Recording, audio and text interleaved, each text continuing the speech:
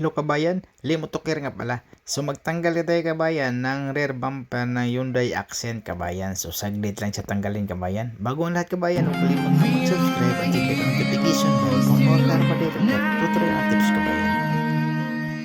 Hyundai Accent pala to kabayan, 2016 model. So magtanggal tayo ng bumper sa likuran. So ang pagtanggal kabayan, ito kabayan. Phillips screw lang to siya kabayan. Pwede tanggalin sa Phillips screw, pwede sa 10mm. Dito sa taas ha. Pero dito, Phillips screw. Tapos sa baba, mga clip na yan siya kabayan. Tingnan nyo kabayan kung paano tanggalin. Kailangan tanggalin natin yung light pag Hyundai. Yan kabayan, Phillips screw na siya. So sa gilid, so mayroon tayong special tools dyan na letter L. So gumagalaw lang yan siya pag titirahin natin. So ganun lang. Tapos sa baba, mga clip lang yan siya sa baba. Sikwatin mo lang. Tapos sabay hila. Tapos pabay palo. Tapos hindi na kailangan tanggalin natin yung kailangan tanggalin natin taillight kabayan kasi Hyundai. Yun nga sinasabi ko kabayan, pag Hyundai kailangan natin tanggalin yung taillight sa likuran kasi may bolt dyan sa loob. Saka clip sa loob ng bumper.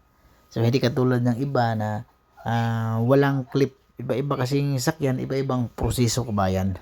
So, katulad sa Toyota, mayroong Toyota na kailangan mong tanggalin yung taillight. Mayroon ding hindi. Pero pagkakalam mo sa Toyota kabayan, mayroon din yung Toyota na kailangan mong tanggalin, mayroong clips na kasama sa taillight sa baba, naka-bracket sa bumper. So kailangan isabay mo siya pagtanggal. So tanggalin mo yung bumper, tapos yun, taillight din. Ganun ang mangyayari. So yun kabayan, clip na yun siya bayan, no? Tanggalin yung clip. So ganun lang kasimple pagtanggal kabayan. So tanggal na siya agad kabayan. Tapos yan pala kabayan, yung ginagawa pala natin yan, hindi lang bumper. Yung tutorial ko ngayon, bumper. Pero yung ginawa ko talaga yan, bago yung bumper, kasi napunit yan, yung panel din, nirepair ko yung panel. Kasi tingnan mo yung panel. Kasi pakita ko sa inyo, yan, pasok yung panel kabayan. Tapos mayroon naman tayong pangbatak, yan, panghatak na din yan, hatak. So, matibay yung kabayan, So, pasok bali yung bumper. Kaya napunit yung bumper na yan. Yan sinasabi ko na ni-repair natin dyan.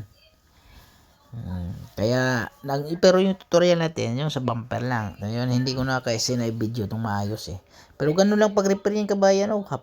Yun, ilabas mo yun, tapos sabay palo. Tapos pagkatapos nyan, isiting mo ulit yung bumper para makita mo yung alignment ng bumper sa kayong panel. So pagkatapos lagyan mo masilya. Sa tingin mo okay na kasi may kanto yan kabayan may linya yan sa bumper, may kantuhan yan. Tapos ibalik mo ngayon. Tapos doon ka na magguhit. Yung lagyan mo ng lapis, tapos lagyan mo ng tape para yung masilya mo dugtong sa yung kuha niya kabayan, yung kanto sa bumper. Kasi yung bumper kadugtong sa kanto, yung panel sa bumper yan So kailangan natin isiting bago natin ibigay sa preparasyon. Para sigurado katulad niya kabayan liha. So wala yung bumper yan. Tapos pagkatapos niyan, pag okay na yan, isiting ko ulit yung bumper para siguradong walang problema. Okay kabayan, enjoy watching kabayan. Maraming salamat kabayan. Tapos yung kabayan, palo-palo pa yung kabayan kasi pakita natin kung maayos ba. So magdalawang coating tayo dyan sa masilya. Magdalawang coating tayo. Tapos yung katulad ng kabayan okay na yan siya kabayan. Tapos siniting natin. Tapos yung kanto, titingnan natin yung kanto. Yan, yung sinasabi ko kanto sa bumper. Hello kabayan, tingnan mo kabayan yung gap natin sa fender saka yung sa panel. Okay yung pagka-repair natin sa Hyundai Accent. Yan,